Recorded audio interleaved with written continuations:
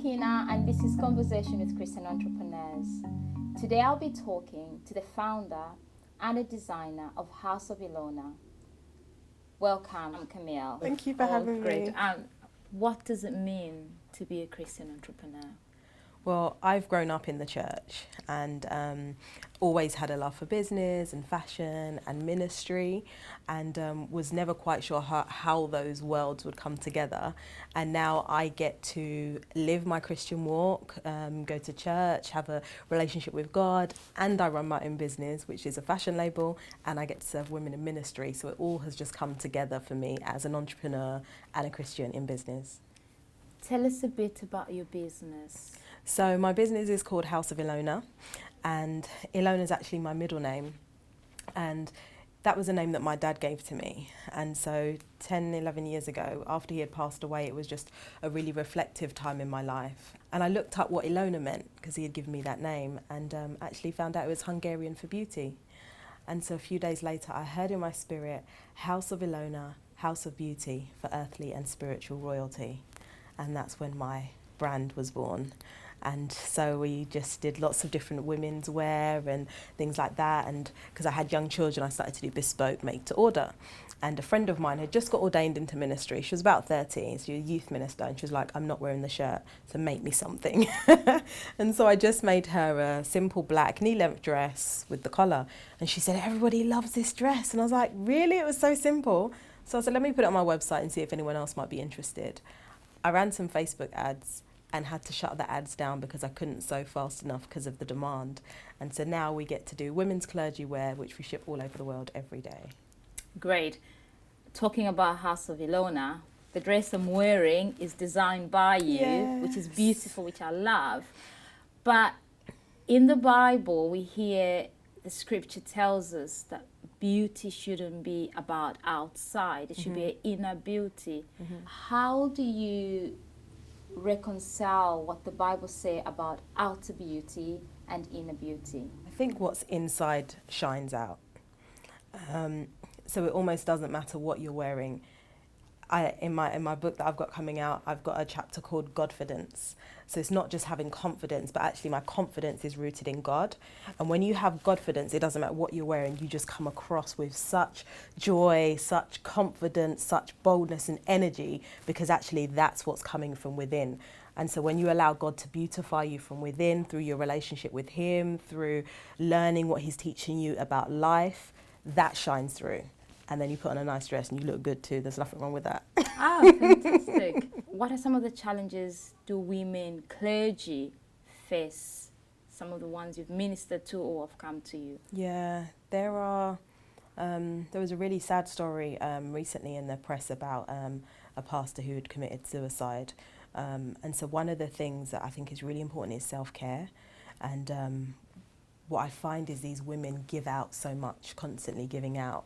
And so I just find it really important for these women to take time out for themselves, which they can find hard to do, but just the importance of self-care.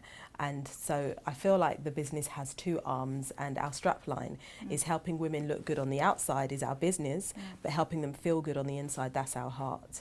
And so there are lots of things that we try to do, whether it's through encouraging posts on social media, encouraging emails, that we do try to lift up, speak life into, and encourage the women of God as well, because it can be really tough. The other issue as well is children. Being a pastor's child, I was a preacher's kid, and so I know what that pressure can be like as well.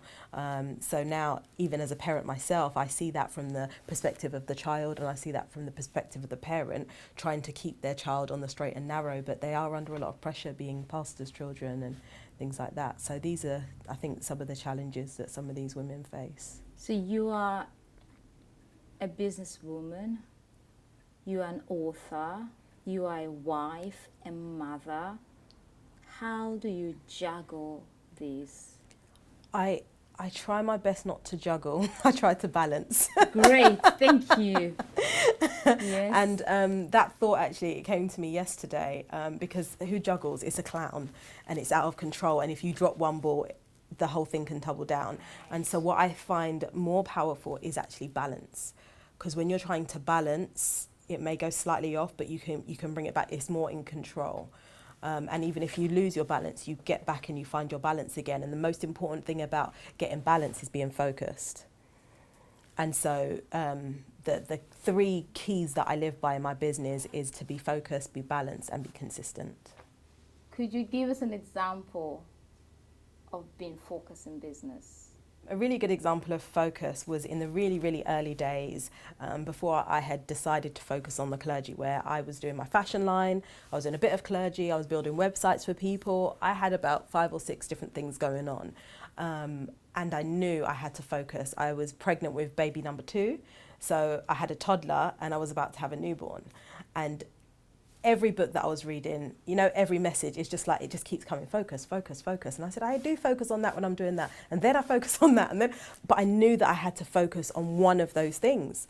And so I was really praying, like, Lord, which one do I focus on? Because some of them were really good and, you know, brought in a lot of income. And I was really praying, Lord, what do I focus on? What do I focus on? And then I felt, again, a word in my spirit, which one has been the most consistent? And everything read like an ECG. I'd do a website, get a lot of money, then nothing for ages, and then another one. And everything was like this. The one thing that was consistent were these clergy dresses. I wasn't doing loads of them, just a few, but it was the most consistent thing out of this whole list.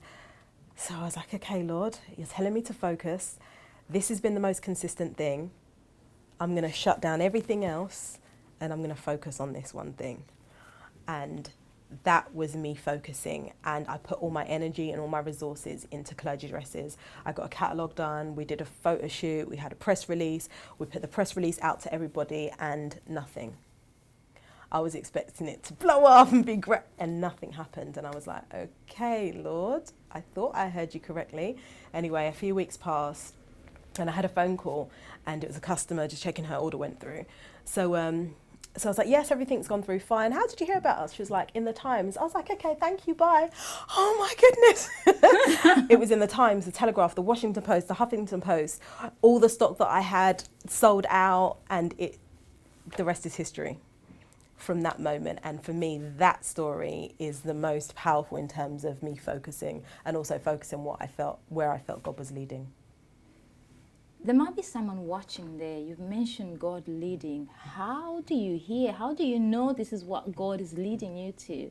I'm praying and I'm asking God questions. So I'm praying and I'm saying, for example, in that last story, Lord, what do you want me to focus on?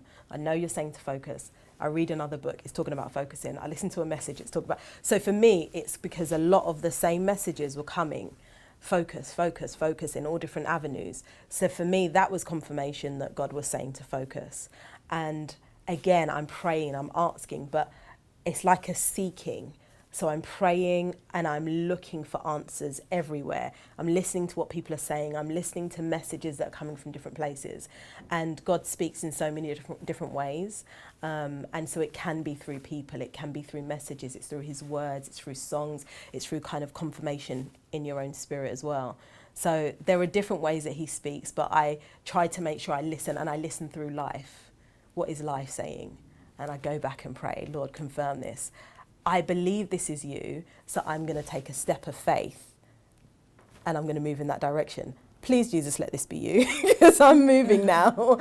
And that's how I kind of grow in my relationship with God. I think back to other experiences where I felt like he had said it and I moved on it and it was the right move to make. And so I take the history, I take my story and my journey and what I've learned so far, and okay, this is the next step now that he's telling me to move into, and keep moving and keep growing in him. So how long have you had House of Ilona? So it's been 10 years now. You were celebrating your 10th Yes, it's been 10 anniversary. years. What has been the most challenging in this journey? I think there's been many different challenges throughout this 10 years. Can you share one? One of them, I would say, was when a company came up out of nowhere, it seemed like, and they had clergy dresses. And they were based in the UK, and they had marketing going out everywhere. They had sample dresses that they had sent out, had great feedback, and were developing their brand and their product. And I remember seeing all of this on their Facebook page and flicking through all the comments, and it was really amazing. And I just kind of sat there in my hallway on the Ottoman, and I was just like, I've had a good run. It's been fun. I've enjoyed it, but I guess it's over now because this other company is going to come in and take over. And so I guess I'll find something else to do. And that probably lasted a couple minutes. And then the story that came back to me was a story that Oprah Winfrey shared, where she started out doing TV daytime shows, and then all these other shows started to come up, and she was like, oh, it's all over. Then she said, no, let me put my head down and focus on what I'm doing, and not worry about them. And that story came back to mind, and I said, you know what, let me focus on what I'm doing. And by the time Oprah looked up, some of the shows had gone, or they had diversified into other areas. By the time I looked up, some of these other companies had gone or diverse into other areas. And it was really important for me at that time to stay focused and not be distracted by, like, Jesus walking on the water with Jesus and being distracted by the storms and the waves, but just focus on Jesus and focus on what I'm doing and what I've been assigned to do, and do it with all my heart. Camelle, thank you very much. It's just been wonderful talking to you, and wish you all the very best. Thank you so much. And thank you for watching. This has been Conversation with Christian Entrepreneurs. For more information, you can visit www.faithinbusiness.org.